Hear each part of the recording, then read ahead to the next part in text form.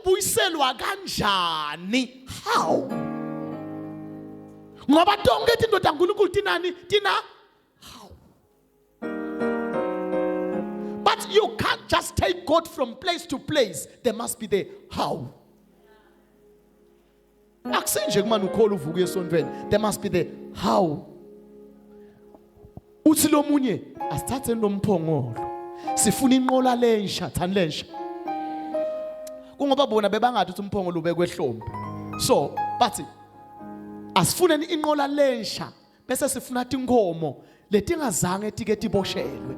Shuthi nato inkomo letinjani? Letinsha.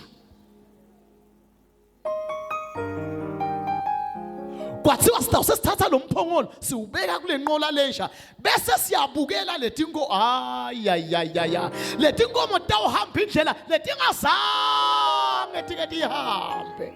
Why tinkomo thamba indlela letingazange tihambe? Silayishintho.